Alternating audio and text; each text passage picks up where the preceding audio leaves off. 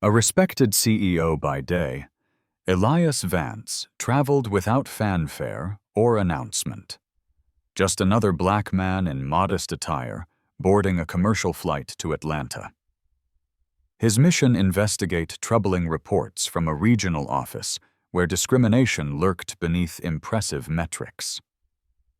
25 years after being homeless despite his engineering degree, Elias now owned Meridian Enterprises, the very corporation that once turned him away. The bitter irony wasn't lost on him as he approached the airport's VIP lounge. Membership card in hand, only to be stopped cold by Victoria's imperious voice. "Wait outside." Her dismissal carried volumes: assumptions made at a glance, judgment passed without evidence. Elias quietly complied, storing away this moment as the first piece of evidence. What Victoria couldn't know was that her casual cruelty had just set in motion a corporate earthquake. The man she'd deemed unworthy wasn't just any passenger. He was her fiancé, Philip's boss, the owner of their entire world, and he'd just witnessed firsthand exactly what he'd come to find. Just before we get back to it, I'd love to know where. You're watching from today, and if you're enjoying these stories, make sure you're subscribed. Elias Vance gazed out the airplane window as the clouds parted to reveal the sprawling city below. At 52, he carried himself with quiet dignity, his salt and pepper beard, neatly trimmed eyes that had seen both hardship and triumph. As CEO of Meridian Enterprises, one of America's most respected Fortune 500 companies, he could have easily chartered a private jet. Instead, he chose a commercial flight, first class, but deliberately modest. "Sir, we'll be landing in about 20 minutes, the flight attendant said with a practiced smile. Elias nodded politely. "Thank you." He returned to reviewing the troubling reports from the Atlanta regional office. Employee complaints had doubled in the past 6 months. Customer satisfaction scores had plummeted. Something was wrong, and Elias couldn't shake the feeling that the carefully crafted quarterly reports weren't telling the full story. His phone buzzed with a message from Tasha Williams, his executive assistant of 15 years. "Are you sure about this undercover approach? You could just announce your visit. It would be much easier." Elias typed back, "I need to see the real environment, not a performance put on for the CEO." As the plane began its descent, Elias closed his eyes, memories washing over him like waves. 25 years ago, he had slept on park benches, his engineering degree worthless in the face of closed doors and subtle rejections. The shame of having to use public restrooms to wash up before interviews. The hollow feeling when potential employers' eyes would slightly narrow upon seeing him in person, despite his impeccable resume. "You're not quite what we're looking for," they would say. Or worse, "We've decided to go in a different direction." One particularly brutal winter, he had stood outside Meridian's old headquarters, then a mid-sized company watching employees stream in and out in their warm coats while he clutched his portfolio in frozen fingers. The security guard had asked him to move along 3 times that day. Now he owned the company. The plane touched down with a gentle bump, pulling Elias back to the present. He gathered his simple carry-on bag, deliberately chosen to look unremarkable, and followed the stream of passengers toward the Atlanta International Airport, buzzed with activity. Elias moved with purpose, but without hurry, his plain navy sweater and khaki pants making him virtually invisible among the business travelers. No designer labels, no flashy watch, just a man who could be anybody. As he approached the VIP lounge, a small indulgence he allowed himself, a tall blonde flight attendant stepped directly into his path. Her name tag read Victoria. "Excuse me, sir," she said, her voice carrying just enough volume to draw attention from nearby passengers. "This area is for first-class passengers and club members only." Elias reached into his pocket. I understand I have my— Wait outside, please. Victoria cut him off, her eyes flicking dismissively over his attire. These lounges get crowded with people who don't belong. I need to assist actual members. The way she emphasized people made Elias's stomach tighten. He recognized the tone, the barely concealed contempt. It was a familiar cold shoulder that had followed him his entire life, even as he climbed to the pinnacle of corporate America. A hush fell over the nearby passengers. Some looked away in discomfort. Others watched with morbid curiosity. I have my membership card right here, Elias said quietly, holding it out. Victoria barely glanced at it. That could belong to anyone. We've had issues with people using stolen cards. Elias noticed a young boy, perhaps 7 or 8, watching the exchange with wide eyes. The child tugged at his father's sleeve and whispered loudly, "Dad, why is that lady being mean to that man?" The father hushed his son, embarrassed. I'll wait outside, Elias said, stepping back with dignity and tact. Thank you. As he moved away, Elias caught sight of Tasha standing near the pickup zone, watching through the glass partition. Her face twisted with outrage, but Elias gave a subtle headshake. Not now. Victoria's voice carried as she greeted the next person, a younger white man in a rumpled suit. Welcome to the lounge, sir. Right this way. Outside the airport, Tasha waited with a nondescript rental car, her expression thunderous. I saw what happened in there, she said as Elias approached. That was completely unacceptable. I should report her immediately. Elias placed his bag in the trunk. No, that's not why I'm here. Elias, you're the CEO. You shouldn't have to deal with that kind of— If they treat a stranger like that, imagine how they treat our customers and employees who can't fight back. Tasha fell silent, knowing he was right. What's the latest from the office? Elias asked, changing the subject as they pulled away from the curb. They're expecting a corporate consultant named Manning tomorrow morning. No one suspects it's you. Tasha handed him a folder. I've set up everything as requested. Hotel reservation under Eli Manning, office access badge, the works. Eli Manning. Elias raised an eyebrow. Tasha smiled. Couldn't resist. Besides, no one will believe the real Elias Vance would use such an obvious alias. As they drove, Elias reviewed the personnel files of the Atlanta office leadership. Philip Donahue had been the regional manager for 5 years. His results looked impressive on paper. Cost-cutting initiatives streamlined operations. But employee turnover had spiked dramatically in the past 2 years, particularly among minority staff. Meanwhile, at the Atlanta regional office, the afternoon buzz was building. Did you hear someone important is coming tomorrow? A young account executive named Bethany whispered to her colleague. Amanda from HR was printing out visitor badges all morning. Probably just another consultant to tell us how to do our jobs better. Her coworker replied with a shrug. Across the open office floor, Philip Donahue stood in his glass-walled office phone pressed to his ear. At 45, he carried himself with the self-assured air of someone who had never questioned his right to be in charge. Yes, just some consultant from corporate, he was saying. Nothing to worry about. I've handled these types before. And a nearby cubicle, a young black woman named Layla Thompson kept her head down, focusing on her computer screen, while simultaneously straining to hear Philip's conversation. Something about his dismissive tone made her uneasy.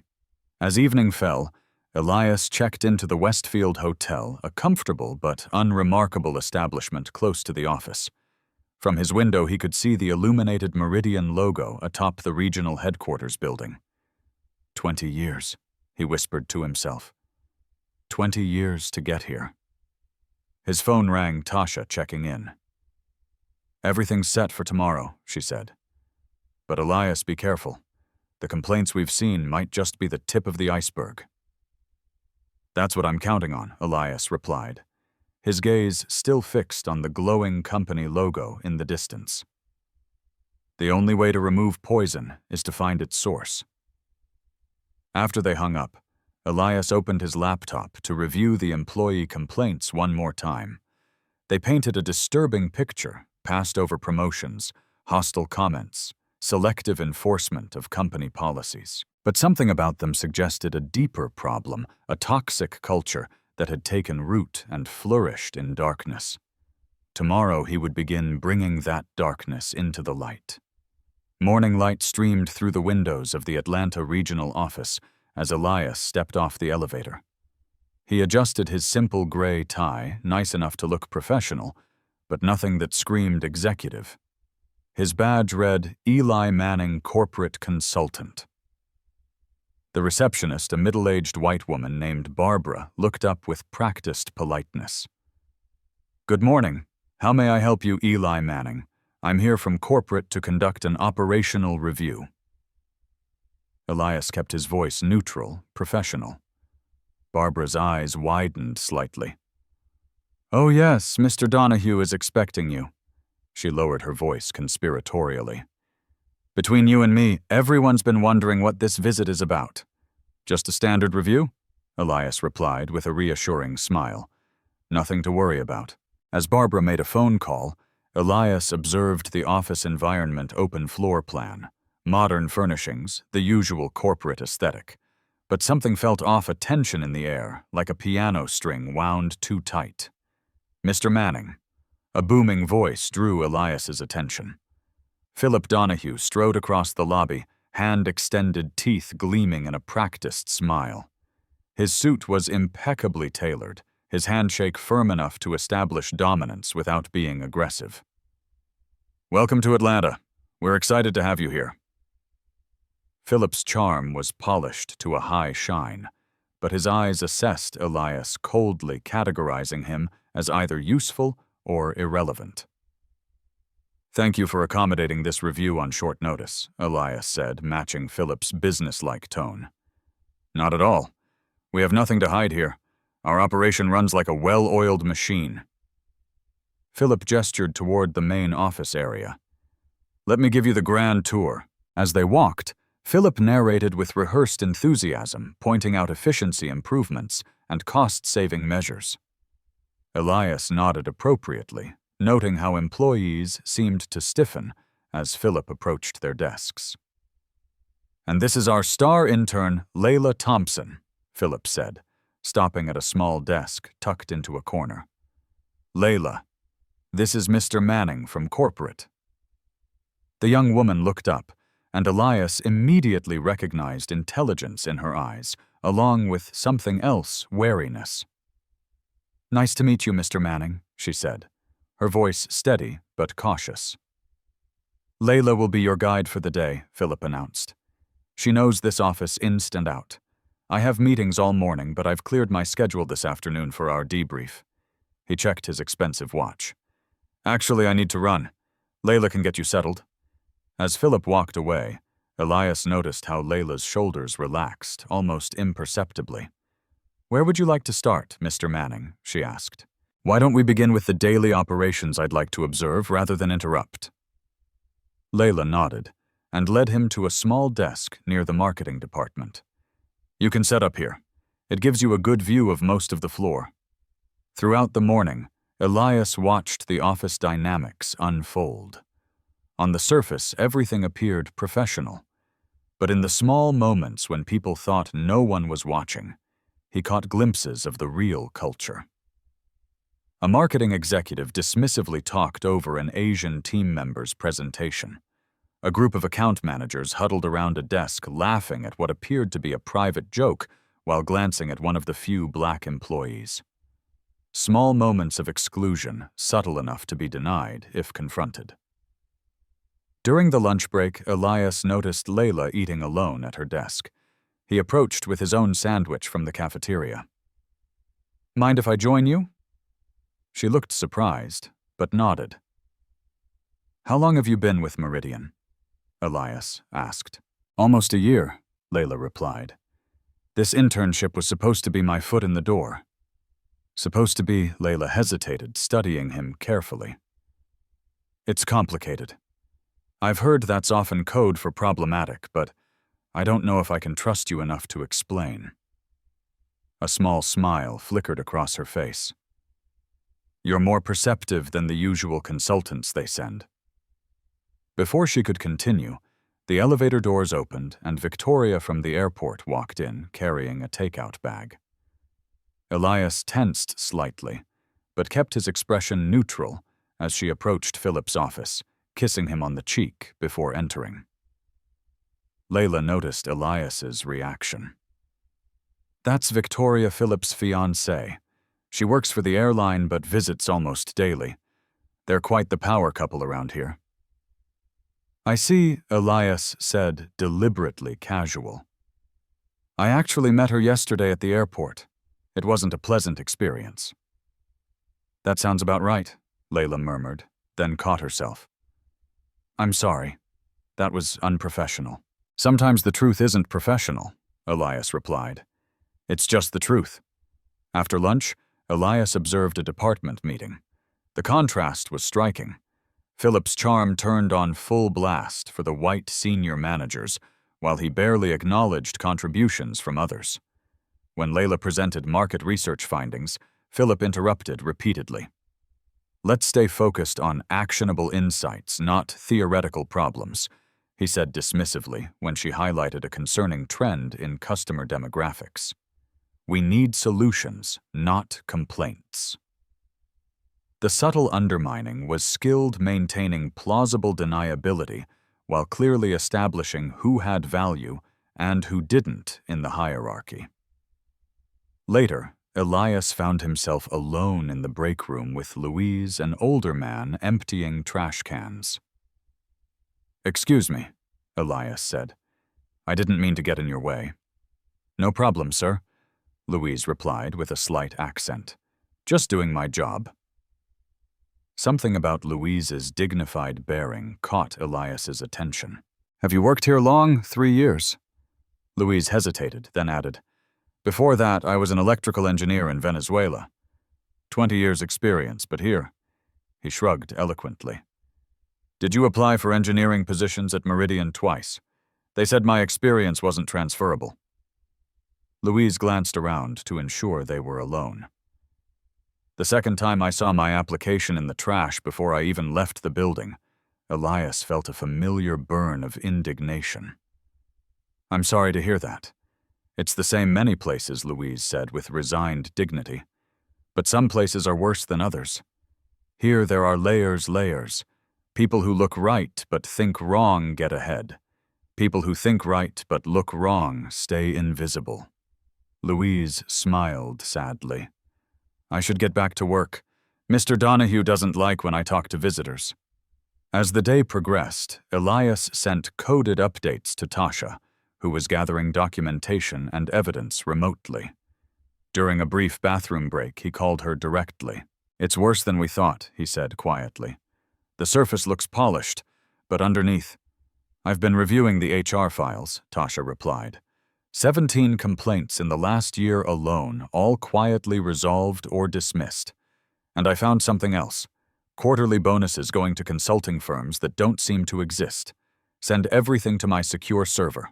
I'll review it tonight.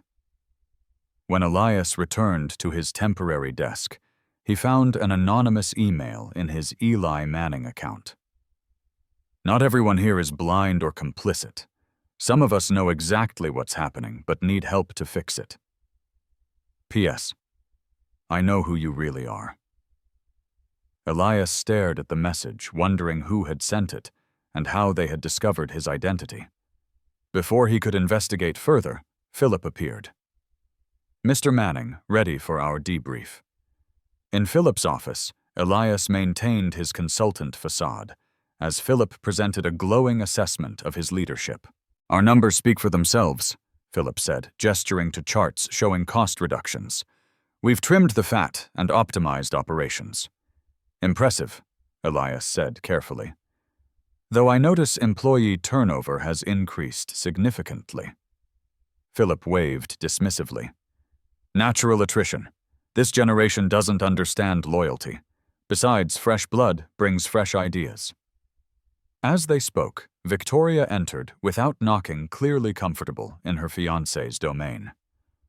"Sorry to interrupt, babe," she said, then noticed Elias and froze momentarily. "Oh, you're the consultant." Eli Manning. Elias offered his hand, watching her try to place where she'd seen him before. "Victoria Harmon," she replied, her handshake perfunctory. To Philip, she added, "Don't forget dinner with the Whitmans tonight. Their daughter just made partner at Anderson and Beck." "Wouldn't miss it," Philip assured her. "Mr. Manning and I are almost finished here." After Victoria left, Philip leaned forward confidentially. "Between us, corporate keeps pushing these diversity initiatives, but they don't understand the realities on the ground. Some people just aren't cut out for this level of business, you know." Elias kept his expression neutral. "I find talent comes in all forms." Of course, Philip backpedaled smoothly. "I just mean culture fit is important. We need people who understand how things work in the real world." As the meeting concluded, Philip walked Elias to the elevator. "I hope your report reflects the success we've built here." "It will certainly reflect what I've observed," Elias replied carefully. Later that evening in his hotel room, Elias spread out documents Tasha had sent over. Financial discrepancies, systematic patterns of promotion and termination, customer complaints that had been buried. The picture was becoming clearer, and it was ugly. His phone buzzed with a text from Tasha. "Found something important. Check your email." The attached file was a newspaper clipping from 1994, a photo of a young Elias standing outside the original Meridian headquarters portfolio in hand. Below was a smaller photo of a security guard identified as Thomas Donahue Phillips' father. Elias sat back, memories flooding in. The guard who had told him to move along repeatedly, the same man who had watched him apply 3 times and be rejected 3 times, despite his qualifications. "Now, I understand," Elias whispered to the empty room. This was never just about business. He stared out the window at the Meridian logo glowing in the night, the truth settling around him like a heavy cloak. This wasn't just about fixing a toxic office culture anymore. This was about confronting a generational legacy of prejudice and exclusion, one that had shaped not just his life, but countless others. Tomorrow would bring a new phase of his investigation, and with it difficult choices about how far he was.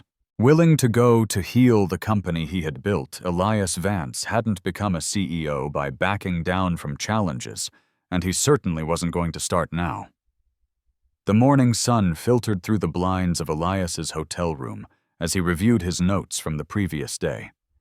The connection between Philip and the security guard who had turned him away decades. Ego wasn't just coincidence. It was the missing piece that explained the deeply entrenched culture at the Atlanta office.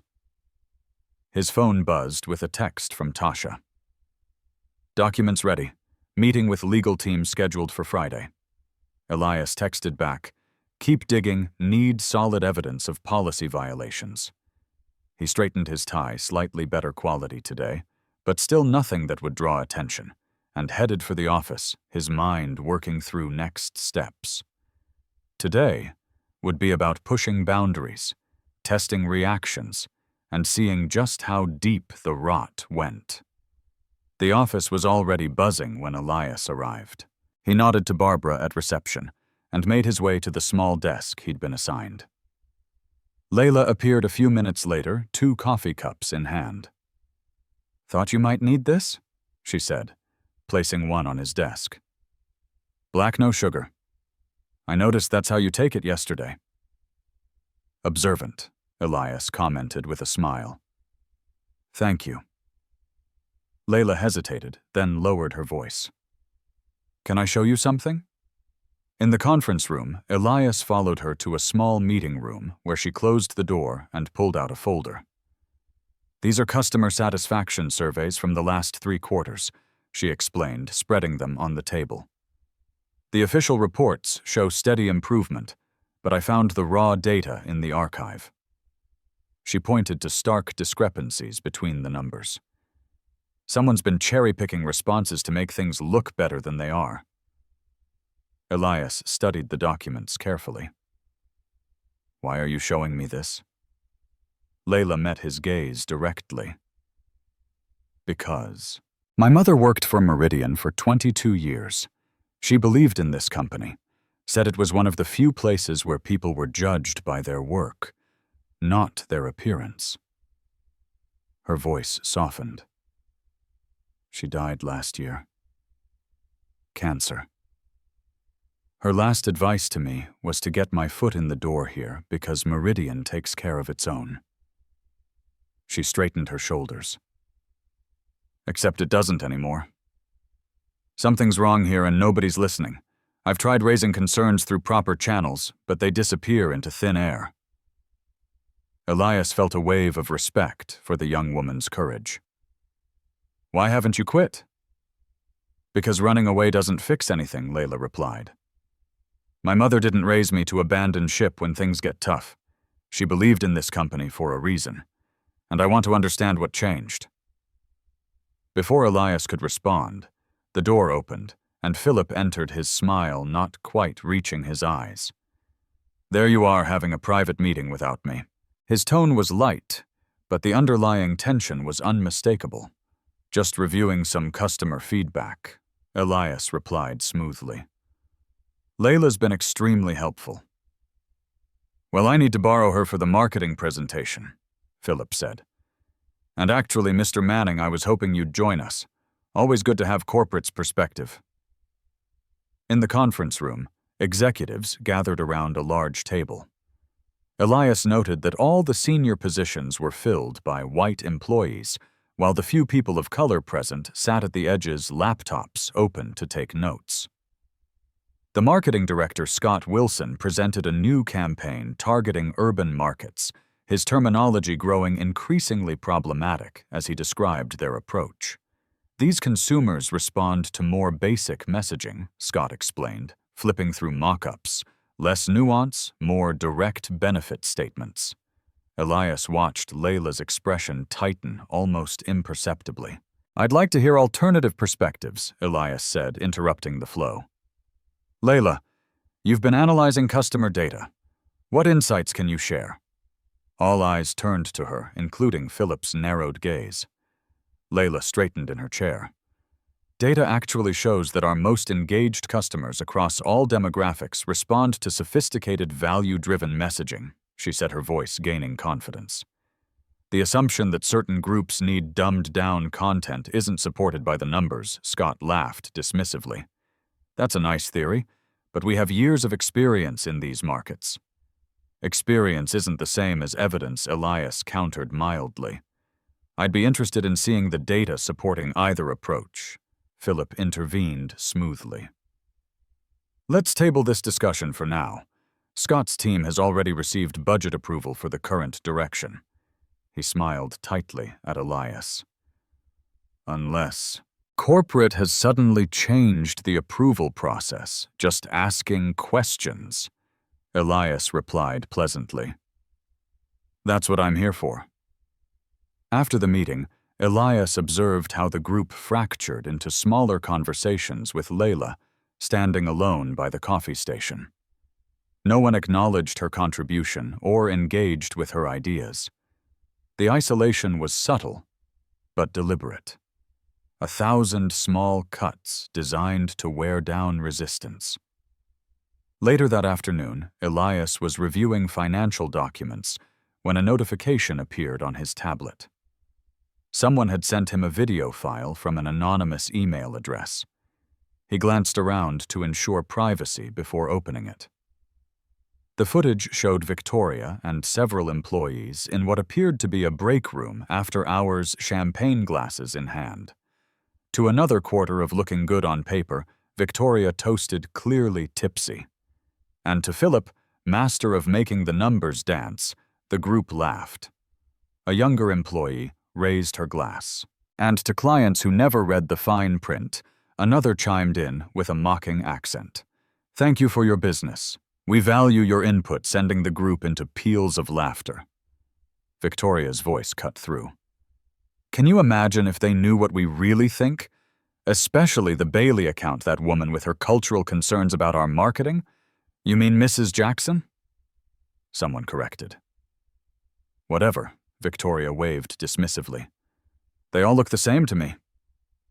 Elias's jaw tightened as he closed the video, noting the timestamp just 2 weeks ago. The casual racism, the mockery of customers, the apparent financial misrepresentations, all captured in high definition. He sent the file securely to Tasha, with instructions to verify its authenticity and identify everyone in the footage. As he finished, he noticed someone watching him from across the office, a middle-aged woman with sharp eyes and a pressed pantsuit. Her nameplate identified her as Jocelyn Davis, head of human resources.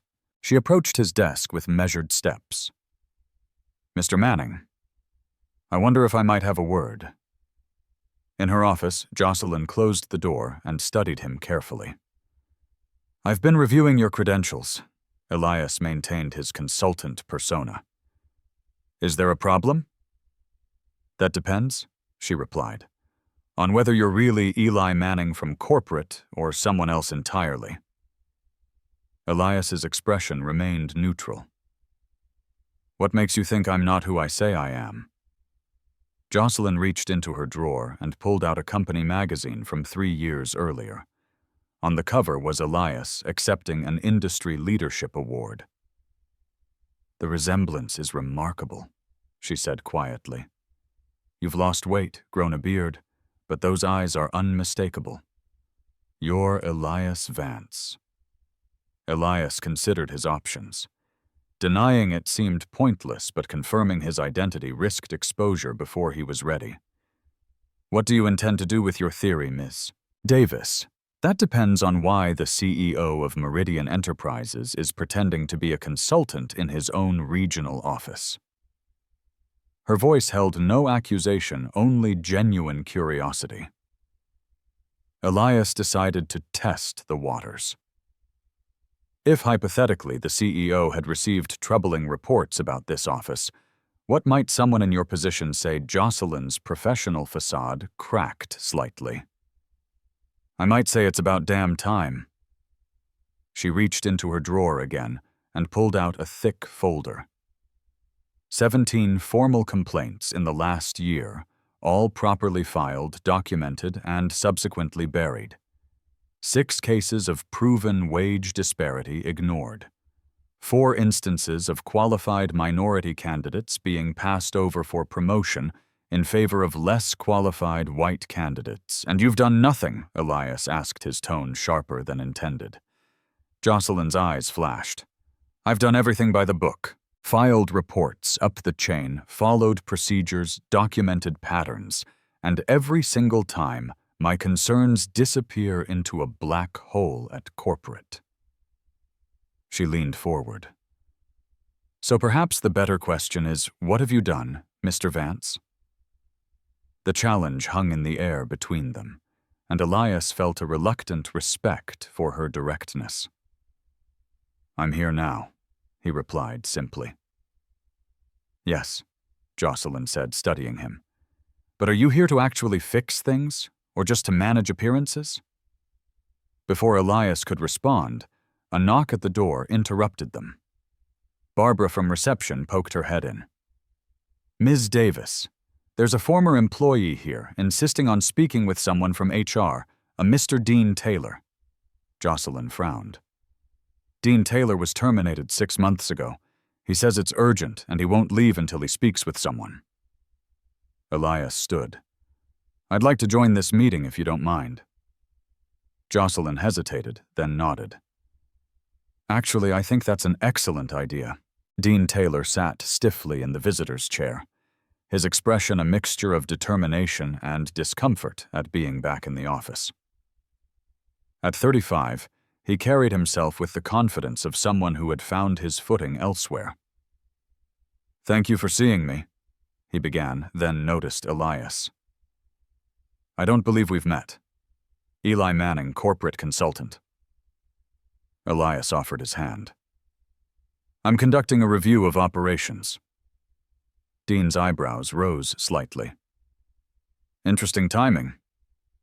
He turned back to Jocelyn. "I've started my own digital marketing firm, and I wanted to inform Meridian officially that we've just signed 3 former Meridian clients, including Bailey Financial." Jocelyn's expression remained professionally neutral. "I see. And you came in person to tell us this because I wanted on record that these clients left because of how they were treated here." Dean placed a folder on the desk. Copies of emails between Philip Donahue and account managers discussing these clients in unflattering terms. Emails that were accidentally copied to the clients themselves. Elias picked up the folder. "May I?" Dean nodded, watching as Elias reviewed the documents. Emails filled with racially charged language and dismissive comments about difficult clients who happened to be black business owners. "How did you get these?" Elias asked. "I didn't steal them, if that's what you're asking," Dean replied. "When I was fired for performance issues despite having the highest client retention rate in the department, these were forwarded to me by the clients themselves. They wanted me to know why they were leaving Meridian." Elias closed the folder. "And now you've taken them to your new venture." "I've earned their trust by treating them with respect," Dean said simply, something that became increasingly rare around here. He stood to leave, then paused. "You know I loved working for Meridian. Its founder had a vision of what corporate America could be. Too bad that vision died with him." After Dean left, Jocelyn turned to Elias. "Still think you understand what's happening here?" "I'm beginning to," Elias replied quietly. That evening, an all-hands meeting was called to discuss quarterly performance. Elias sat at the back, observing as Philip took the stage with confident authority. "Despite challenging market conditions, we've maintained profitability," Philip announced, clicking through slides of positive metrics. "However, we're still seeing inefficiencies in certain departments." Elias watched as Philip systematically shifted blame for every negative outcome onto departments with the highest diversity, while praising teams led by his inner circle. The narrative was masterfully constructed, plausibly fair on the surface, deeply biased underneath. Later, back at his hotel, Elias received an encrypted file from Tasha, the financial report he'd been waiting for. "This can't be right," he muttered, reviewing the numbers. The report detailed plans for upcoming layoffs, supposedly based on performance metrics, but the correlation between performance and selection for termination was non-existent. What did correlate perfectly was age and race. Older employees and minorities made up 87% of the planned cuts. Elias's phone rang, Tasha calling directly. "Did you see it?" she asked without preamble. "Yes. Has legal reviewed this yet? They're on it now. But Elias, there's more. The tech team found evidence that someone's been altering performance reviews after submission. Guess whose reviews magically get worse after final filing?" Elias didn't need to guess. The pattern was clear. "We need to move carefully," he said. "Build an airtight case."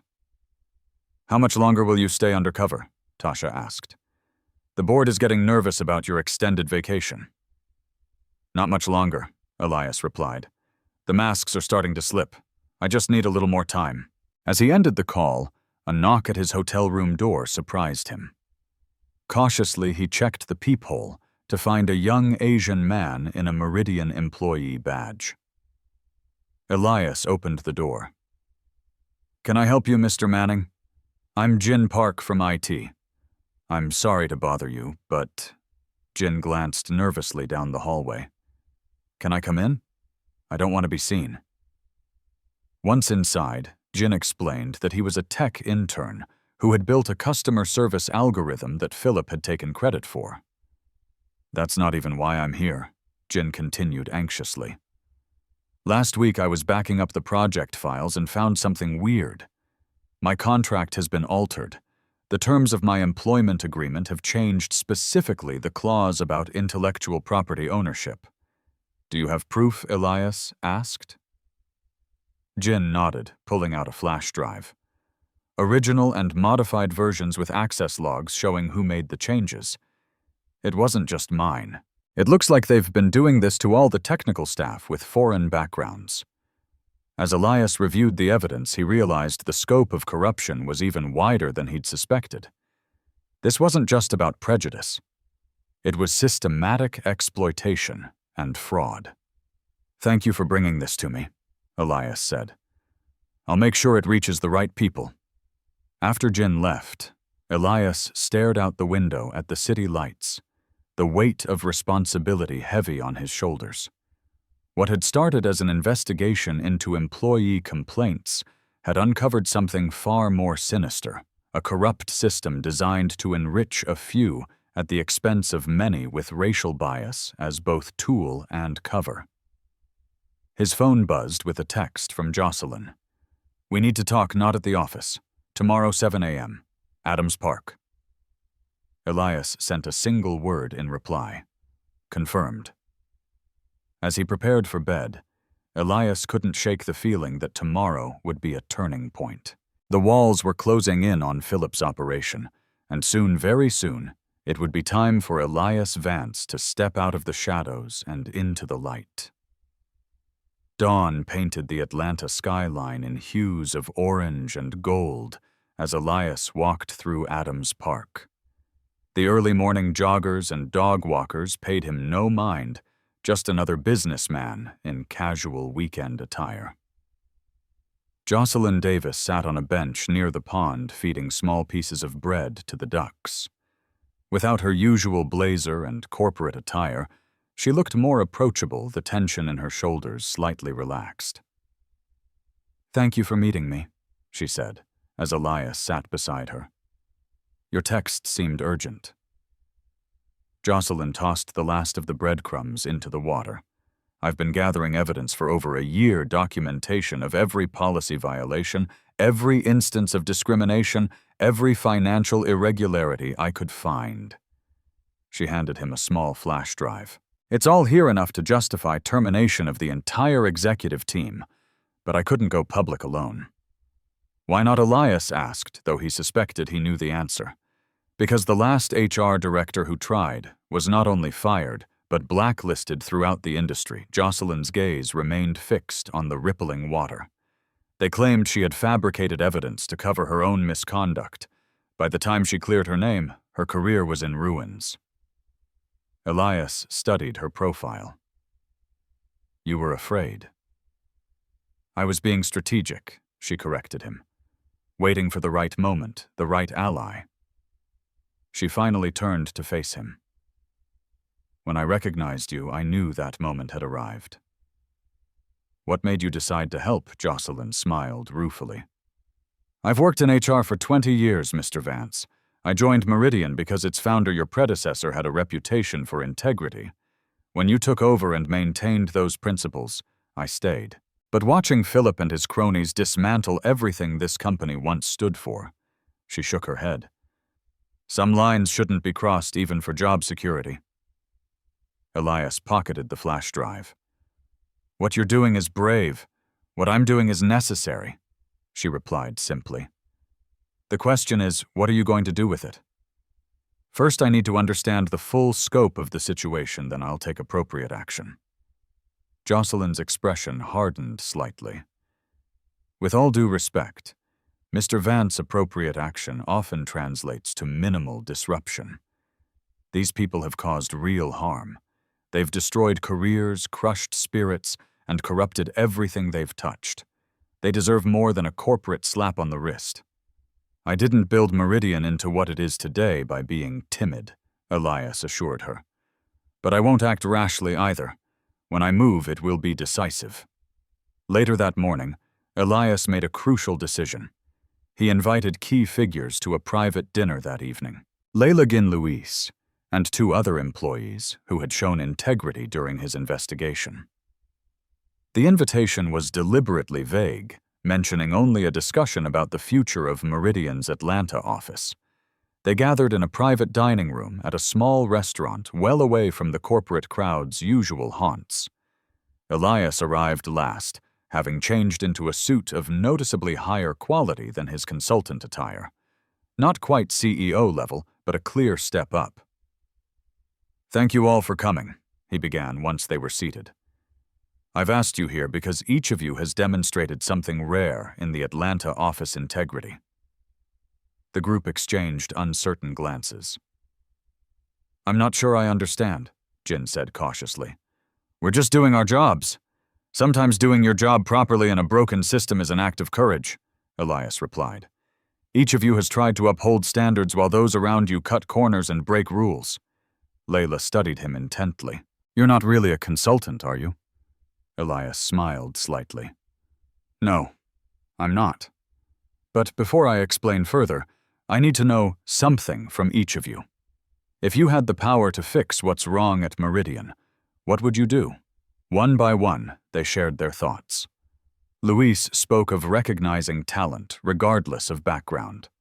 Jin advocated for transparent intellectual property policies. Others mentioned accountability and fairness. Leila went last. "I would rebuild the E-culture from the ground up," she said firmly. "My mother used to say, Meridian was a place where your work spoke for itself." "I'd make that true again." Elias nodded thoughtfully. "Those are all excellent points. Now I think it's time for some honesty." He straightened his shoulders. "My name isn't Eli Manning, I'm Elias Vance." A stunned silence fell over the table. The CEO, Jin, whispered incredulously. "Yes." Luis shook his head in disbelief. "Why would you pretend to be a consultant because I needed to see the truth?" Elias explained. "Reports can be manipulated. Data can be filtered. But experiencing the environment firsthand that reveals the real story. So all this time you've been, spying on us?" Leila asked, her tone a mixture of confusion and something else. "Respect, perhaps. I prefer to think of it as conducting a thorough investigation," Elias replied, with a small smile. "And what I've found is deeply troubling. The Atlanta office has become everything Meridian was founded to fight against. An old boys' club where connections matter more than competence, and where certain people are systematically excluded and exploited." He looked around the table. "I'm telling you this now because I need allies. People who share my vision for what Meridian can and should be. I intend to make significant changes, but I can't do it alone." "What kind of changes?" Jin asked, hesitantly. "The kind that restore Meridian's integrity," Elias said firmly. "But I need to know. Are you with me?" One by one, they nodded their agreement. Leila, last of all. "What do you need from us?" she asked. "For now, discretion. Continue as normal while I finalize my plans. When the time comes, I'll need you to stand firm in the face of resistance." As the dinner concluded, Elias pulled Leila aside. "You seem hesitant." She met his gaze directly. "I believe in what you're saying, but I've seen too many promises evaporate. Words are easy, change is hard." "You're right to be skeptical," Elias acknowledged. "So let me be clear. I'm not just planning to reshuffle the deck. I'm changing the entire game. And Philip Victoria, their whole network. They'll face the consequences of their actions," Elias assured her. "But I need you to trust the process. Can you do that?" Leila considered for a long moment.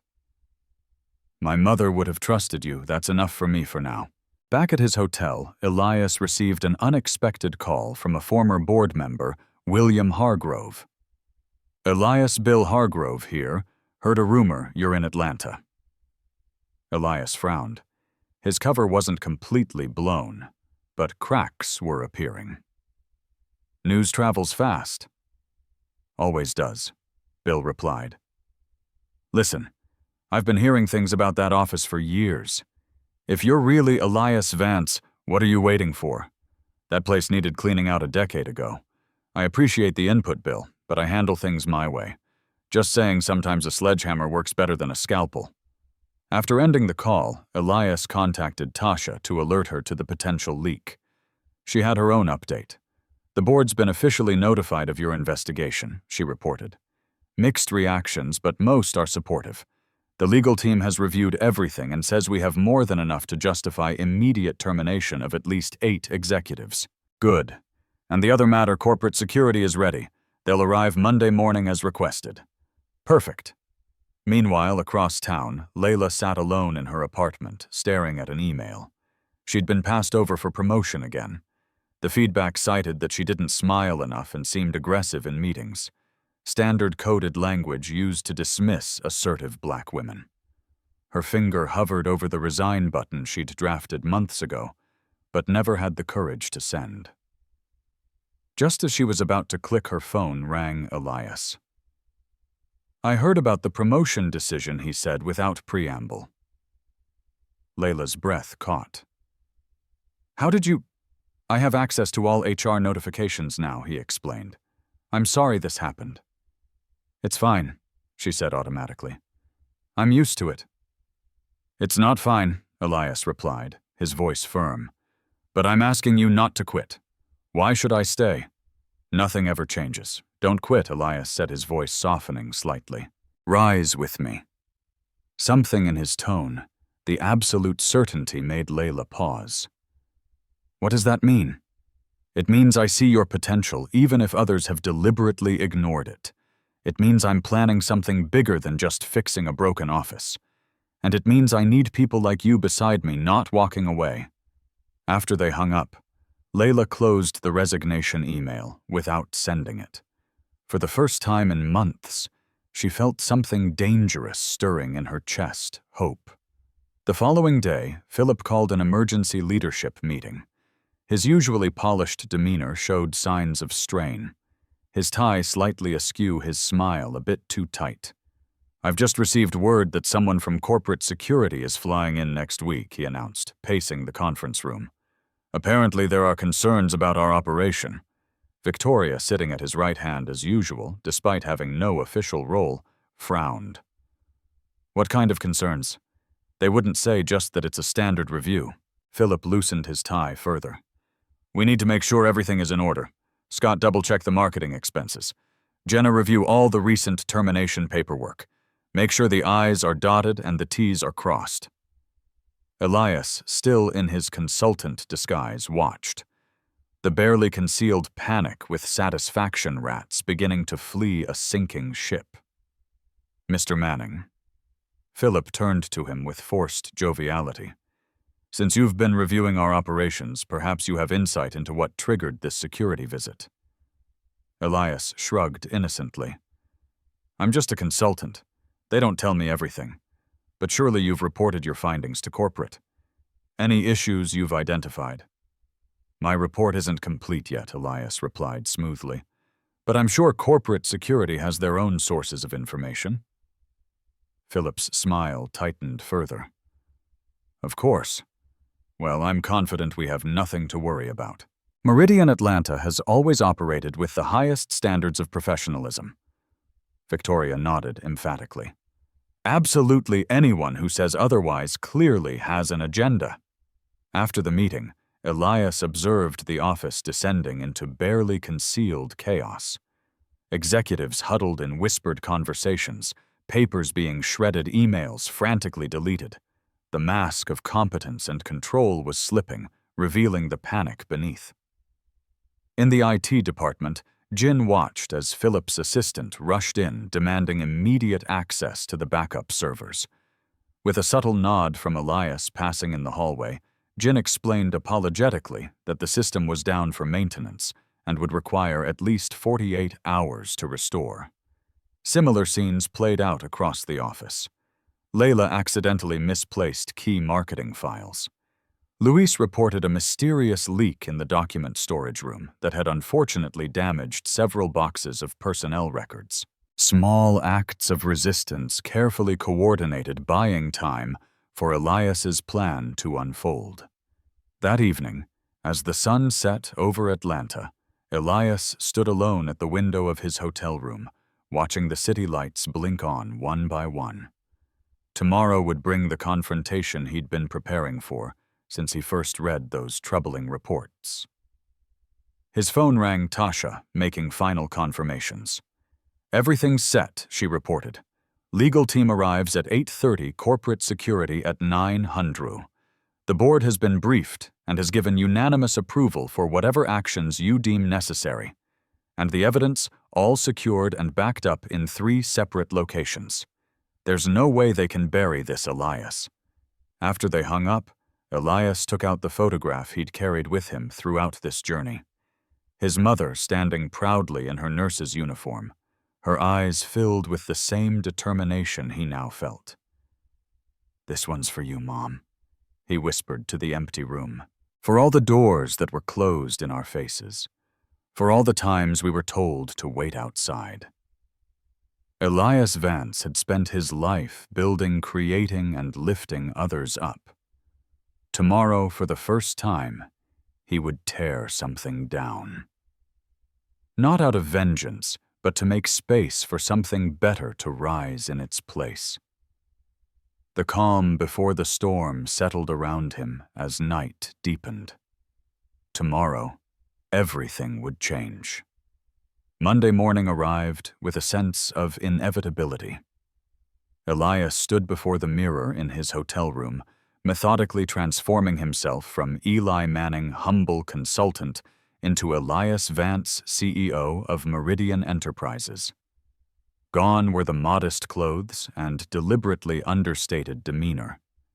Today, he wore a perfectly tailored charcoal suit, crisp white shirt, and a deep blue tie that conveyed quiet authority. His posture straightened shoulders back, chin lifted, the physical embodiment of the power he had always possessed, but temporarily concealed. Tasha waited in the lobby, her expression a mixture of anticipation and concern. "The legal team is already in position," she informed him as they walked to the car. "Corporate security just checked in, they're standing by." Elias nodded, his mind calm despite the confrontation ahead. "And the board fully briefed and supportive. They've authorized whatever measures you deem necessary." Tasha hesitated, then added, "Are you sure about doing this so publicly?" "Some lessons need witnesses to be effective," Elias replied, his voice steady.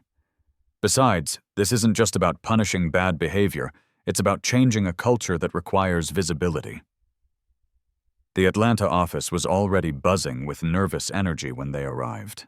Elias had timed their entrance for 9:30 a.m., one middle of the Monday morning staff meeting, when all key players would be gathered in one place. Barbara, at reception, nearly dropped her coffee cup when she saw him stride through the doors, no longer hunched as the unassuming consultant, but standing tall as the powerful executive he truly was. Her eyes darted between Elias and Tasha, mouth opening and closing without sound. "Good morning, Barbara."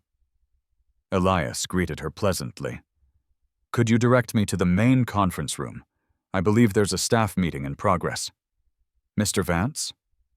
She finally managed, rising to her feet. Of course, it's just down the hall on the right, but I should probably announce." "That won't be necessary," Elias assured her with a small smile. "I think I can find my way." As Elias and Tasha approached the conference room, they were joined by Layla, who had been waiting nearby, as arranged. Her usual professional attire had been upgraded slightly.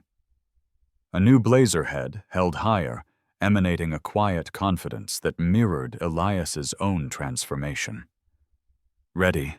Elias asked her softly. Layla took a deep breath and nodded. More than ready. Elias pushed open the conference room doors, and the conversation inside abruptly halted. Philip stood at the head of the table, mid-presentation, his expression morphing from annoyance at the interruption to confusion, and finally to dawning horror as recognition set in. "Mr. Manning," he stammered, the color draining from his face. The room fell into stunned silence as Elias walked purposefully to the center of the room, Layla at his side, Tasha taking position near the door where a corporate security team now appeared. "Not quite," Elias replied, his voice carrying effortlessly through the room. "My name is Elias Vance, and I've seen enough." The silence cracked as murmurs rippled through the gathered employees. Victoria, seated in her usual place of honor, despite having no official role, went pale as recognition dawned. The man she had rudely dismissed at the airport was standing before her, revealed as the CEO of the entire company. Philip forced a laugh, trying desperately to regain control of the situation. "There must be some mistake, some kind of prank, or—" "This is no prank, Mr. Donahue." Elias interrupted his tone, measured but firm. "For the past week, I have been conducting a personal investigation of this office, following numerous troubling reports." Philip's face hardened as he realized the game was up. "With all due respect, sir, if you had concerns, there are proper channels." Those channels failed. Elias cut him off again, deliberately and systematically. Tasha stepped forward, distributing folders to key members of the legal team who had quietly entered the room. "We have prepared a comprehensive report of our findings.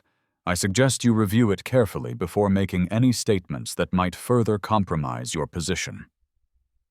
Victoria stood abruptly, her voice shrill with indignation.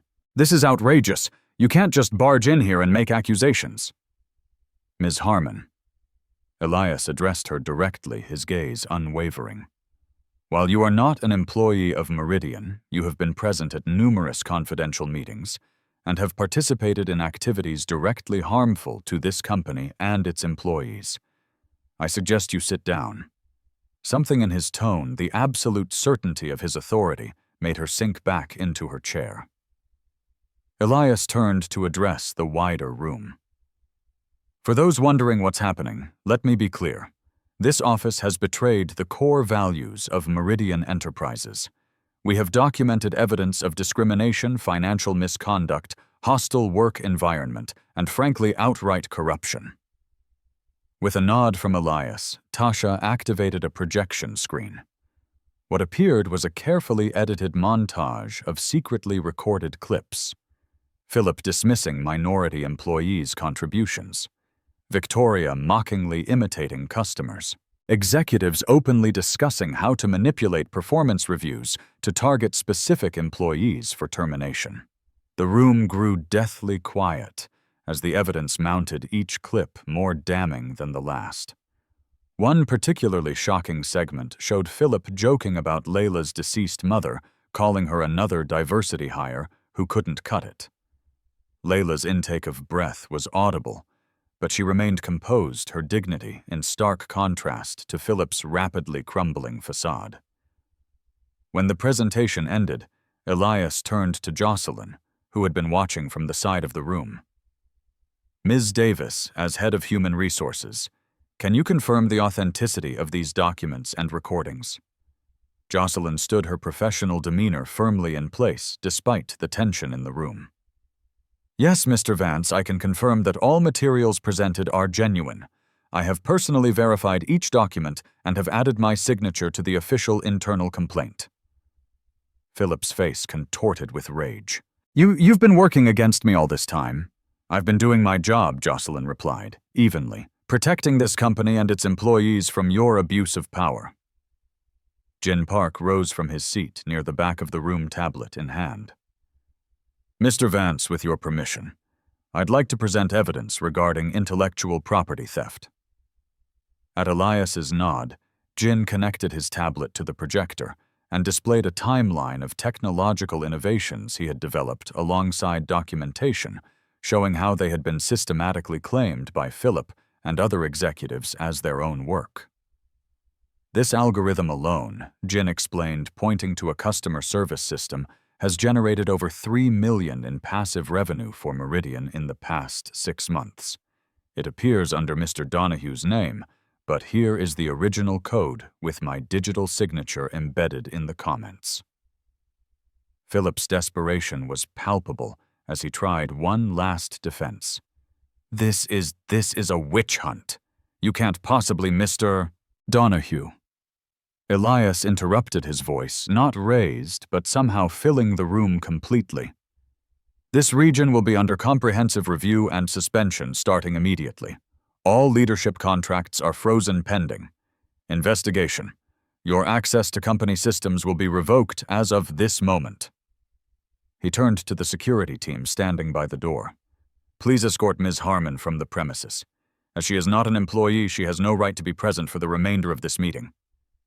Victoria erupted, her carefully maintained poise shattering completely. You can't do this to me. Do you have any idea who I am, who my family knows? As security approached, she grabbed her purse and pointed a shaking finger at Elias. This is because of what happened at the airport, isn't it? This is personal. Elias regarded her calmly. No, Ms. Harmon. This is professional. Your behavior at the airport simply gave me insight into the culture that has been fostered here. One where people are judged by appearance rather than merit, where arbitrary power is wielded without accountability, and where basic human dignity is denied to those deemed other. Victoria's face flushed deep red as security gently but firmly guided her toward the door. The same hand she had raised imperiously at the airport now trembled as she collected her belongings, her pleas for Philip to do something, meeting only his frozen silence. As the door closed behind Victoria, Elias addressed the remaining employees. I want to be absolutely clear. Meridian was founded on principles of excellence, integrity, and equal opportunity. Somewhere along the way, this office lost sight of those values. Today, we begin the process of restoring them. He turned to Philip, whose arrogance had collapsed into sullen resignation. Mr. Donahue, you have 1 hour to collect your personal belongings. A security team will accompany you. Any attempt to access, delete, or remove company data will result in immediate legal action. As Philip was escorted out, the room remained in stunned silence. Elias surveyed the faces before him, some shocked, some relieved, some apprehensive about what would come next. For the rest of you, Elias continued, his tone softening slightly. I understand this is unsettling. Change always is. But I want you to know that those who have performed their duties with integrity have nothing to fear. In fact, you now have opportunities that were previously denied to you. He gestured to Tasha, who distributed another set of documents. You'll find details here about the transition process. Jocelyn Davis will temporarily oversee operations while we conduct a thorough assessment of this office. I expect full cooperation from everyone. As the meeting dispersed, employees filing out in subdued groups, Elias remained in the conference room with his core team. Tasha, Jocelyn, Layla Jin, and the legal representatives. Phase 1. Complete. Tasha commented, checking items off her tablet. But this is just the beginning. Elias nodded, his expression serious. The real work starts now. Rebuilding is always harder than tearing down. Layla, still processing the revelation about Philip's comments regarding her mother, finally spoke. What happens to the rest of them? The ones who enabled this, who looked the other way? That depends, Elias replied, meeting her gaze directly on whether they choose to be part of the solution going forward. Everyone deserves a chance to show who they truly are when the pressure of a toxic environment is removed. As they gathered their materials to continue the day's work, Elias paused at the conference room window, looking out over the Atlanta skyline. The storm had broken, but the air had yet to clear. The unmasking was complete. Now came the reckoning. For yet midday news of the dramatic events at Meridian's Atlanta office had spread throughout the company's national network. Elias's executive team had prepared a carefully worded internal announcement, followed by a brief press statement acknowledging leadership changes at the regional level. What they hadn't anticipated was how quickly the story would catch fire on social media. An employee had discreetly recorded Elias's confrontation with Philip and Victoria, and though no identifiable faces were visible, the audio painted a vivid picture. By afternoon, the Meridian reckoning was trending with employees from other branches beginning to share their own experiences of discrimination and misconduct. In his temporary office, formerly Philip's Elias reviewed the social media reports with Tasha. "This is spreading faster than we expected," she observed, scrolling through the growing number of posts. "Good," Elias replied. "Sunlight is the best disinfectant." A knock at the door announced Jocelyn, who entered with a stack of folders. "The initial assessment you requested. We've identified 23 employees who were passed over for promotion despite superior qualifications, 15 who received manufactured negative reviews, and 32 who experienced documented harassment." Elias accepted the folders. "Thank you. We'll address each case individually." "There's something else," Jocelyn added, her expression troubled. "I've been offered the leadership role in ethics and compliance, and I'm hesitant." Why, Elias asked, genuinely curious. "You've demonstrated exactly the kind of integrity we need." Jocelyn's professional composure cracked slightly. "I should have done more sooner. I followed procedures, documented everything, but I didn't. Break ranks. I didn't stand up publicly when I saw what was happening." "You did what you could within a system designed to silence you," Elias countered. "And when the moment came to take a stand, you did. That's what matters." After Jocelyn left, Elias turned to Tasha. "Schedule a meeting with Layla this afternoon. I want to discuss her future with the company." Later, when Layla arrived, she seemed different. Still processing the morning's revelations, but with a new steadiness in her gaze. "You wanted to see me, Mr. Vance Elias, please," he corrected gently. "After what we've been through, I think we can dispense with formalities." Layla smiled slightly. "Old habits. I want to offer you the position of Director of Diversity, Equity, and Inclusion for the region," Elias said directly. "You have the insight, the experience, and the integrity the role requires." To his surprise, Layla didn't immediately accept. "I appreciate the offer, but I need to think about it." May I ask why she met his gaze directly? "Because I'm not sure I want to stay. And because I'm not convinced a DEI role is where I can make the most difference. Sometimes those positions become ways to silo diversity concerns rather than addressing core issues." Elias nodded thoughtfully. "Fair points. Take some time. The offer remains open." As Layla left, Elias made a note on his tablet. Her response had confirmed what he already suspected. She was exactly the kind of leader Meridian needed. That evening, Elias visited Luis at his modest apartment in a working-class neighborhood. The older man was clearly surprised to find the CEO of Meridian at his door. "Mr. Vance, is something wrong?" "Nothing's wrong," Elias assured him, accepting the invitation to step inside. "I wanted to speak with you personally."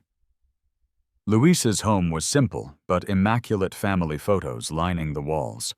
A young woman, his daughter Elias guessed, appeared briefly from another room before discreetly withdrawing.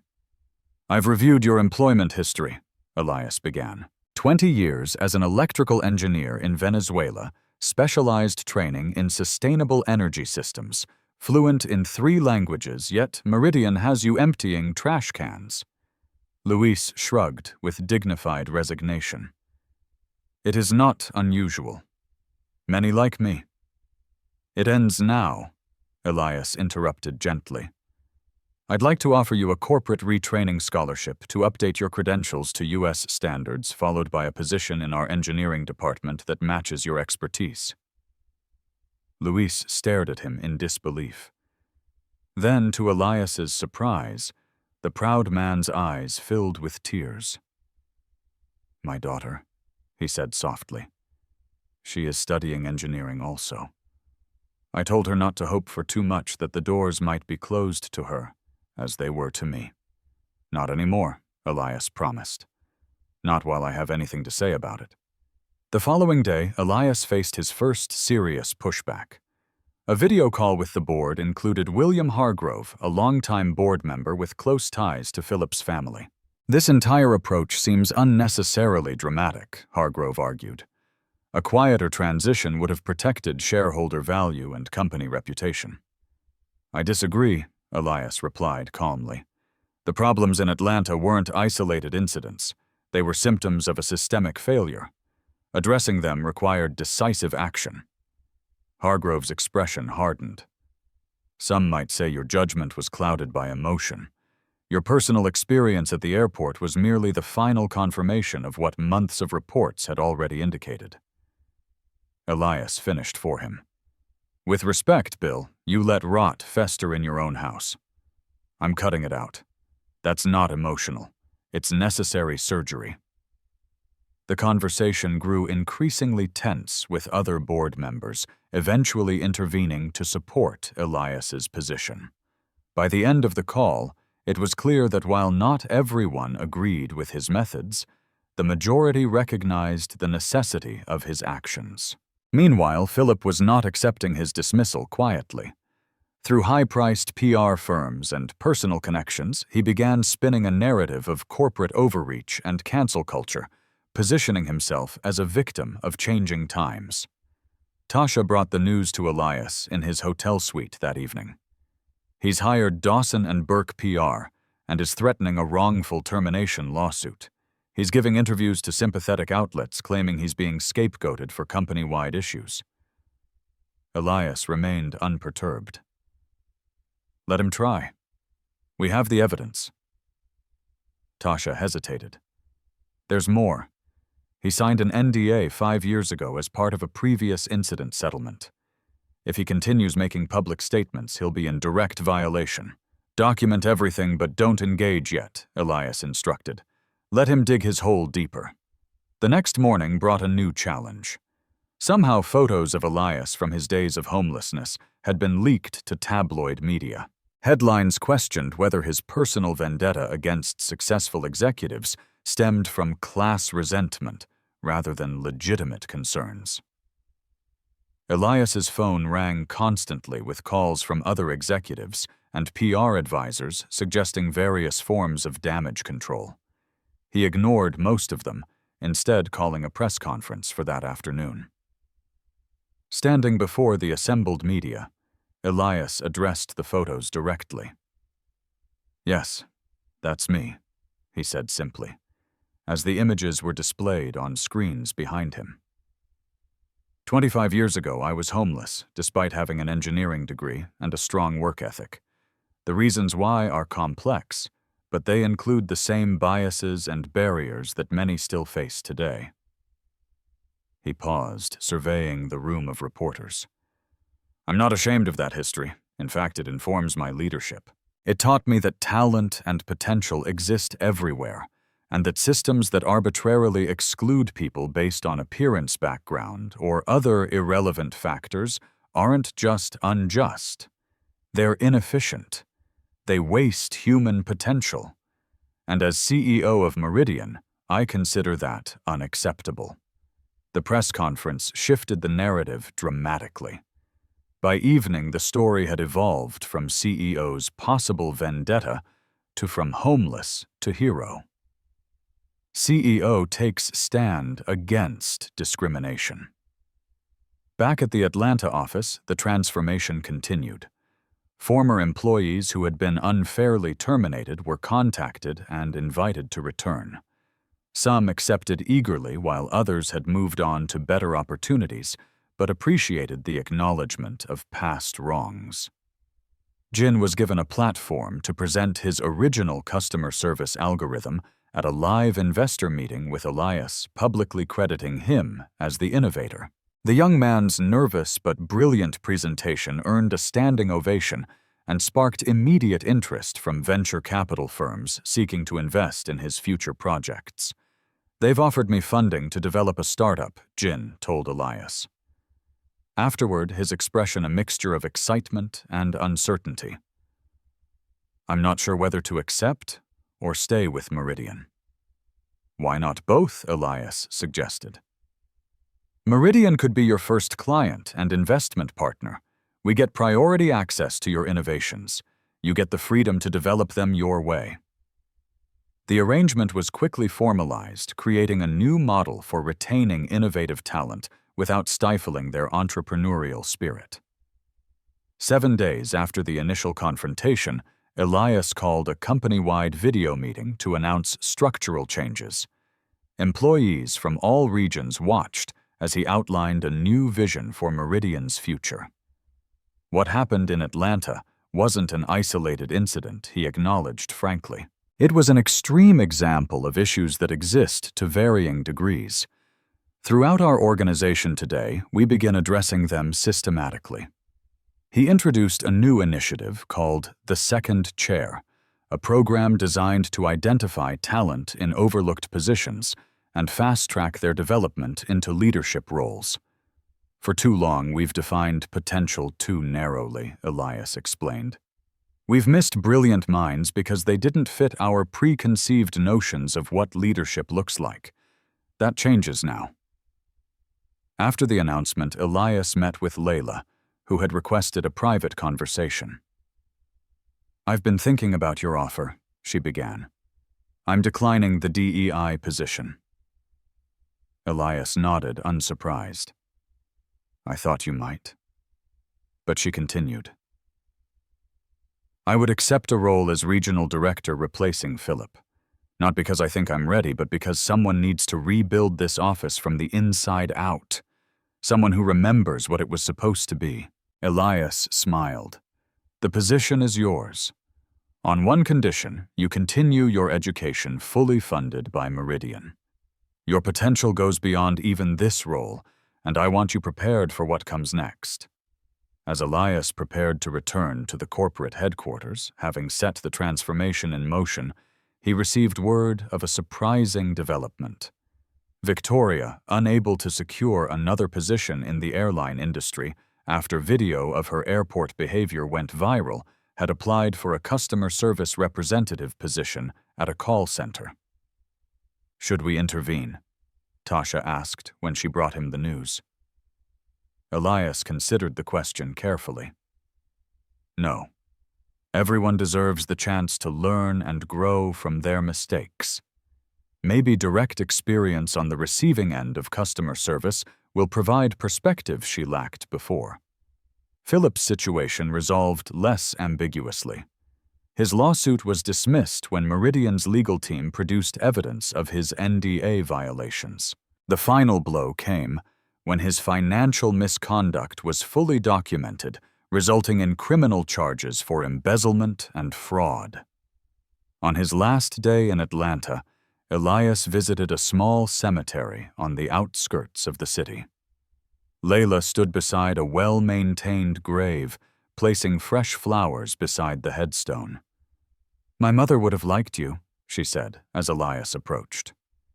She always believed Meridian was special. "It is," Elias replied, "because of people like her, and now because of people like you." As they walked back to the car, Layla asked the question that had been on her mind since the beginning. "Why did you buy Meridian in the first place of all the companies you could have acquired?" Elias smiled slightly, because 25 years ago they rejected my application 3 times without ever giving me an interview, because their security guard told me to move along when I waited, hoping to speak directly with a hiring manager. He looked back at the skyline, the Meridian logo visible even from this distance.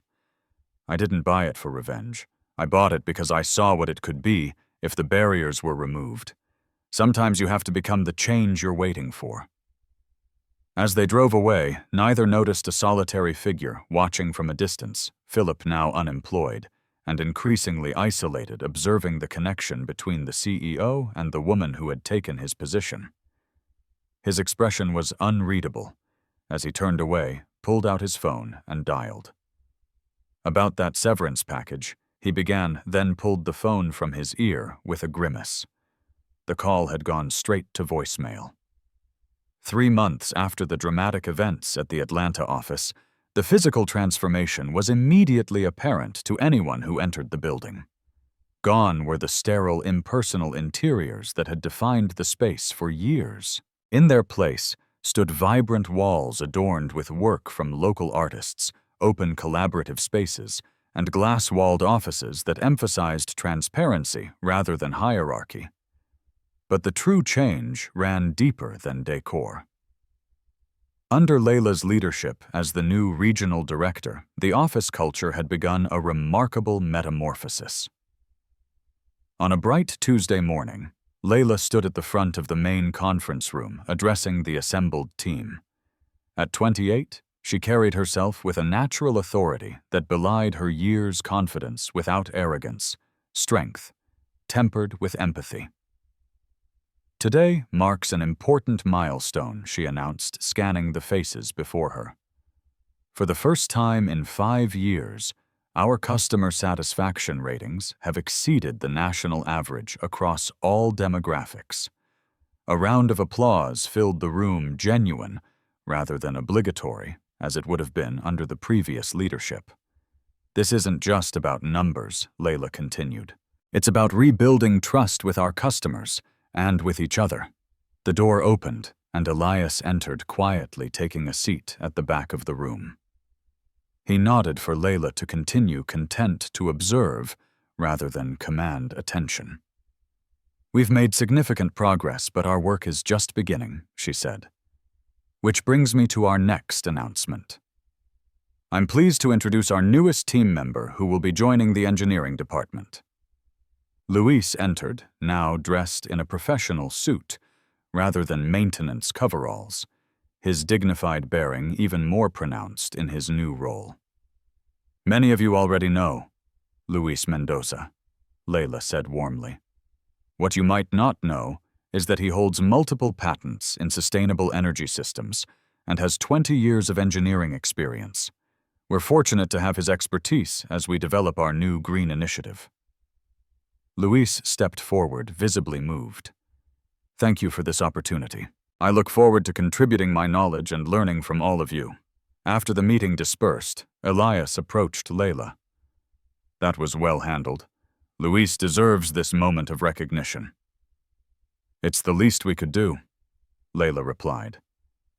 "Did you see the prototype he developed? It could revolutionize our approach to energy consumption in regional offices." "I did. We're implementing it company-wide next quarter." Elias gestured toward her office. "Do you have a moment?" In the privacy of her office previously, Philip's domain now transformed with warm colors and family photos. Elias shared his latest initiative. "I'd like you to lead a special project," he explained, passing her a tablet with a proposal. "We're creating a mentorship program specifically for employees who've been overlooked or sidelined in the past." Layla reviewed the document thoughtfully. "This is ambitious." "Necessary," Elias corrected. "The talent has always been there. We just need to remove the barriers preventing it from flourishing." As they discussed details, Layla's assistant knocked gently on the door. "Ms. Thompson, the Baileys are here for your meeting. Send them in, please." An elegant, older black woman entered, accompanied by her daughter. Both owners of Bailey Financial, one of the clients who had left Meridian during Phillips's tenure. "Mrs. Bailey, Ms. Bailey." Layla greeted them warmly. "Thank you for coming. You know Mr. Vance, of course." "Indeed," Mrs. Bailey replied, shaking Elias's hand. "Your reputation precedes you, Mr. Vance. Though I must admit I was skeptical about returning to Meridian after our previous experience." "Understandably so," Elias acknowledged. "We failed you before. We're committed to earning back your trust. That's precisely why we're here, the younger Ms. Bailey said. We've been impressed with the changes we've observed. Ms. Thompson's presentation last week was particularly compelling. Layla has full authority to implement whatever measures she deems necessary to serve your needs properly, Elias assured them. If you decide to return to Meridian, you'll be working with the best team we have. After the Baileys left, Layla exhaled slowly. That would be a significant account to recover. It's not just about the account, Elias reminded her. It's about making things right. Later that afternoon, Elias visited the HR department where Jocelyn was conducting interviews for her expanding ethics team. Through the glass wall, he observed her thoughtful questioning of candidates, noting how she gave each person her full attention, regardless of their rank or background. When the interviews concluded, Elias joined her in her office. "How's the team coming together?" Jocelyn sighed, removing her reading glasses. "Slowly finding people with both the technical skills and the moral courage for this work isn't easy." "You seem troubled," Elias observed. "I am," she admitted. "Building an ethics department is one thing. Building trust in that department after years of institutional failure is another challenge entirely." Elias nodded understanding. "People need to see that things have truly changed." "Exactly. And despite all our progress, I still sense hesitation when employees bring forward concerns. They're waiting for the other shoe to drop for things to revert to how they were before. Trust is earned by showing up." Elias reminded her not by apologizing endlessly. "Your actions will speak louder than any reassurance." Jocelyn straightened her shoulders, resolve returning to her expression. "You're right. We keep moving forward." Across town, a different kind of rebuilding was taking place. Victoria Harmon sat at a small desk in a crowded call center headset snug against her ear as she addressed yet another dissatisfied customer. "Yes, ma'am. I understand your frustration," she said mechanically, the script now familiar after weeks on the job. "I'd be happy to escalate your concern to a supervisor." As she transferred the call, a notification appeared on her screen.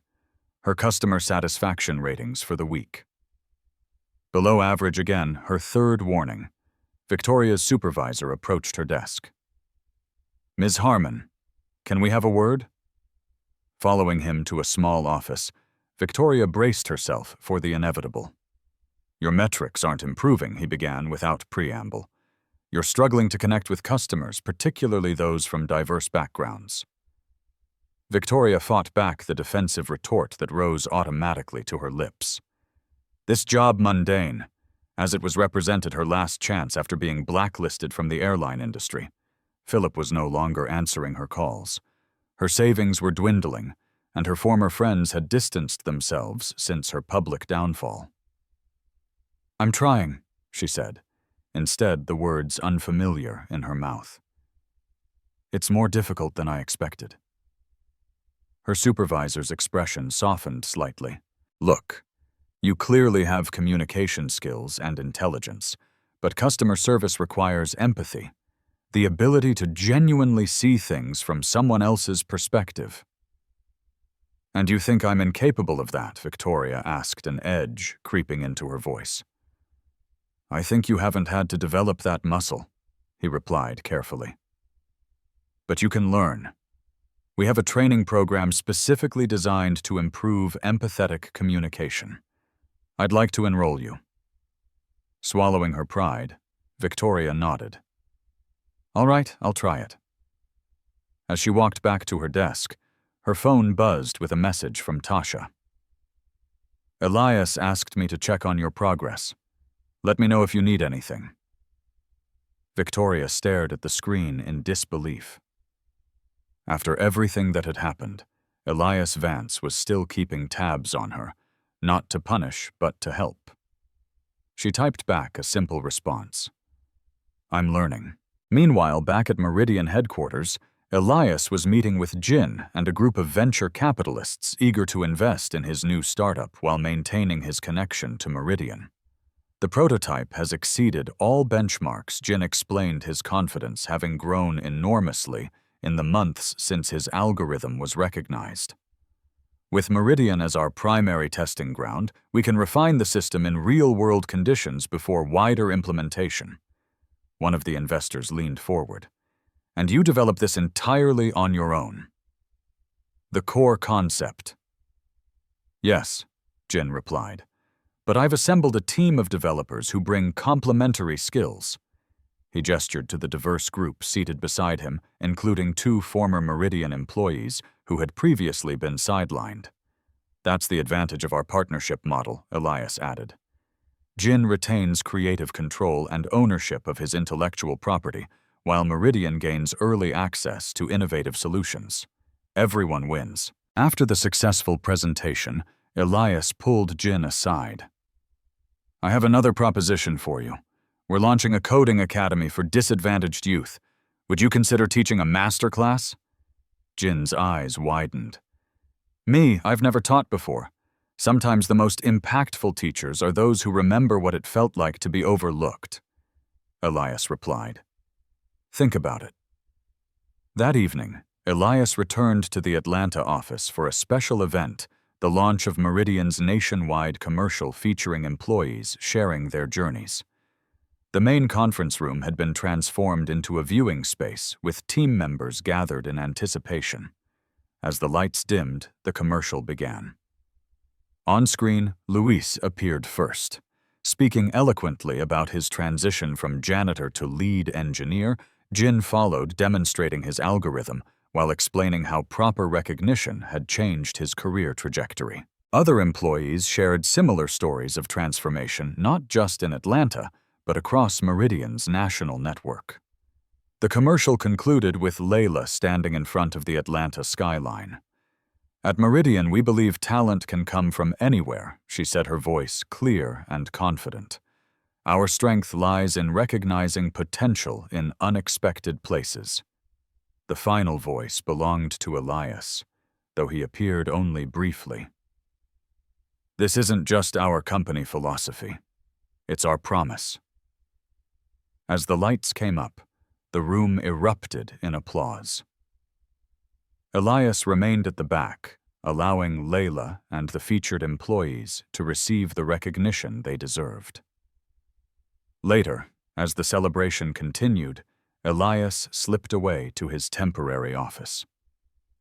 On his desk sat a small framed photograph, his mother in her nurse's uniform standing proudly outside her workplace. Beside it, he placed a pin from the new Atlanta branch.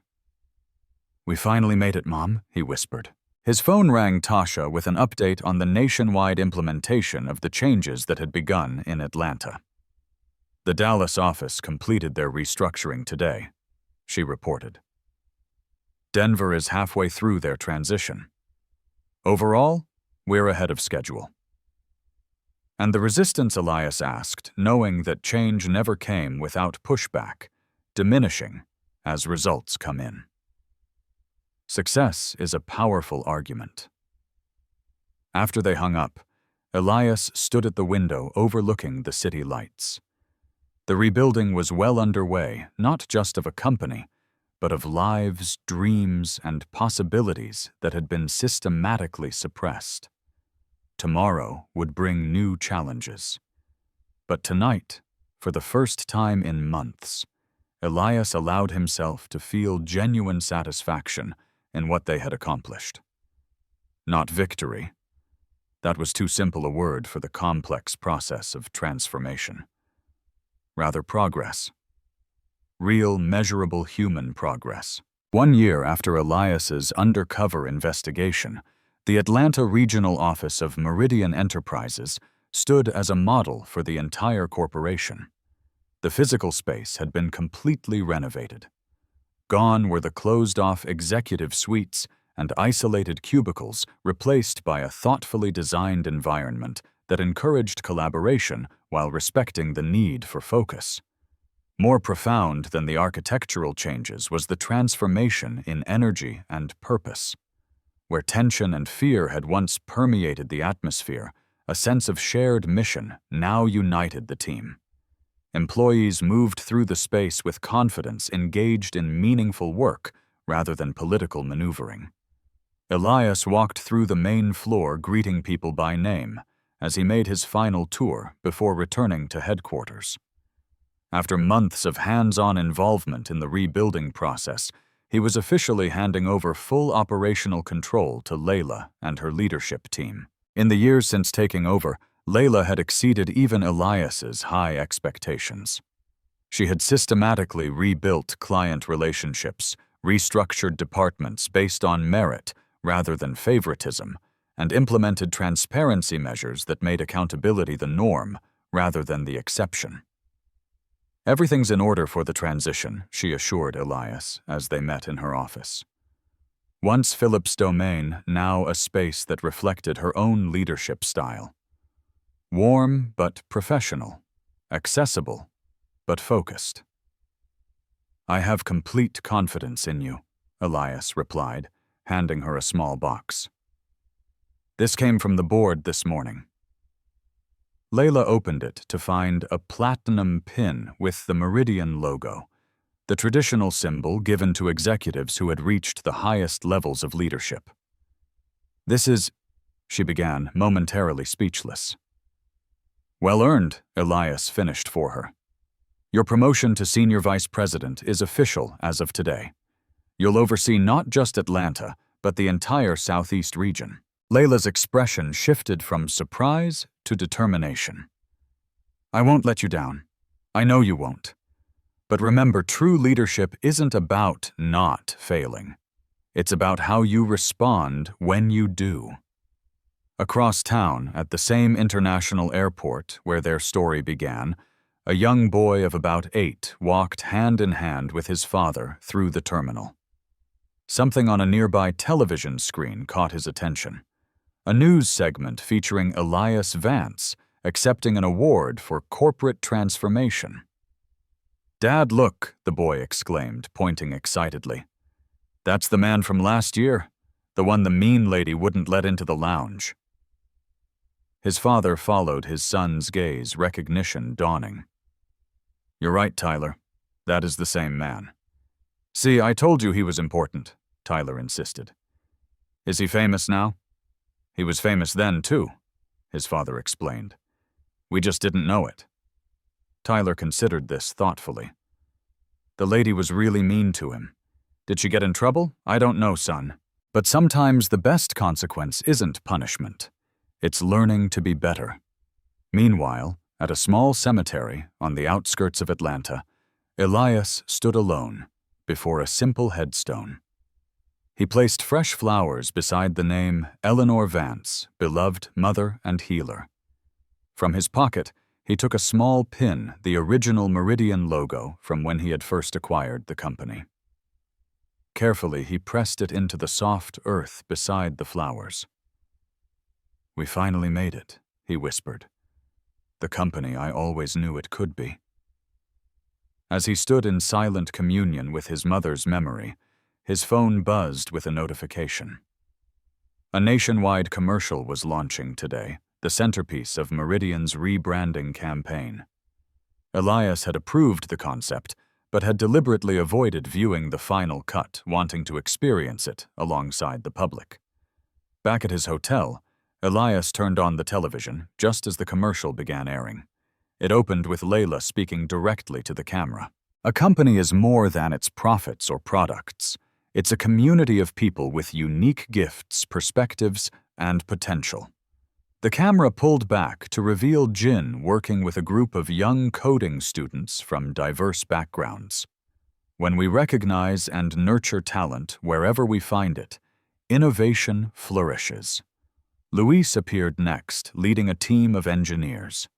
Experience comes in many forms. Sometimes the most valuable insights come from unexpected sources. The commercial continued with testimonials from employees and clients across the country, culminating in a powerful montage of Meridian's transformed workplaces, vibrant, diverse, and purposeful. Elias's voice provided the narration. At Meridian, we believe that true excellence requires more than skill. It requires character integrity and respect for every individual's dignity and potential. The final shot returned to Layla. This isn't just our corporate philosophy. It's our promise to you. Because at Meridian, everyone deserves a seat at the table. As the commercial ended, Elias received a text from Tasha. Board members calling. They love it. Stock is already up 3 points. He smiled, but it wasn't the financial validation that moved him. It was seeing the genuine transformation captured on screen, not just in policies or metrics, but in human lives. Later that afternoon, Elias attended his final board meeting as active CEO of Meridian. The boardroom fell silent as he made his unexpected announcement. Effective next quarter. I'll be transitioning to executive chairman, he informed them. It's time for new leadership to take Meridian into its next chapter. William Hargrove, once his critic, but now an ally, leaned forward. This is rather sudden, Elias. May I ask why? It's not sudden at all, Elias replied calmly. This has been my plan from the beginning. I didn't acquire Meridian to run it indefinitely. I acquired it to transform it to build a company where talent and integrity matter more than appearance or connections. He distributed folders containing his detailed transition plan. The executive team I've assembled over the past year is more than capable of continuing this work. As chairman, I'll provide guidance while giving them room to lead. And what will you do with your newfound time? Another board member inquired. Elias smiled. I'm establishing a foundation focused on workplace justice and economic opportunity. The details are in your packets. What he didn't mention was that he was donating a significant portion of his personal Meridian shares to fund the foundation, a decision that would make headlines the following week. As the meeting concluded, Elias received an unexpected update about Victoria Harmon. After completing the empathy training program at her customer service job, she had gradually improved her performance. Recently, she had been promoted to team leader, where she was showing surprising skill at mentoring new employees. Would you like us to continue monitoring her progress? Tasha asked. Elias considered the question. No, she's finding her own path now.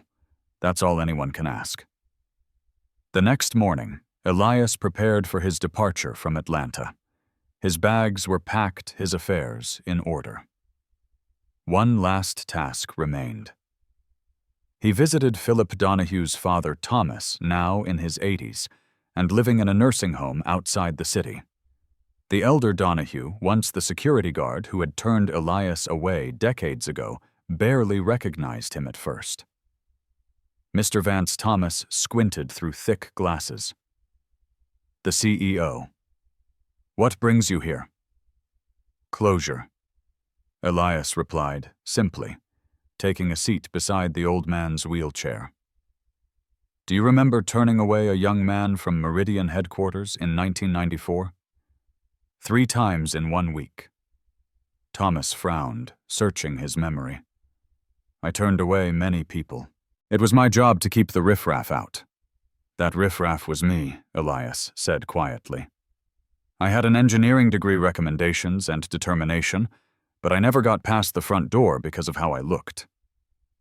Understanding dawned slowly on Thomas's weathered face. That was you, and now you own the company. Life takes unexpected turns, Elias acknowledged. I didn't come to make you feel bad about the past. I came because holding on to old grievances serves no one. Your son made his own choices, but I wanted you to know that I don't hold you responsible for his actions or mine. The old man's eyes glistened. My Philip always believed appearances mattered most. His mother and I taught him that. To our shame. We all have the capacity to learn and grow, Elias said, standing to leave. Even at my age. Even at yours. As Elias walked away, he felt a weight lifting the final piece of his personal journey falling into place. His last stop was the airport. As he approached the terminal, he noticed how different his experience was now. Not because he was dressed in expensive clothes or carried the trappings of power, but because he moved through the world with the quiet confidence of someone who had nothing to prove. At the VIP lounge entrance, a flight attendant held the door open with a warm smile.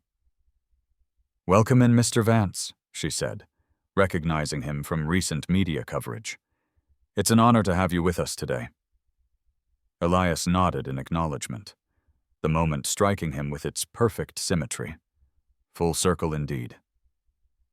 As he settled into his seat on the plane, Elias gazed out at the Atlanta skyline receding below.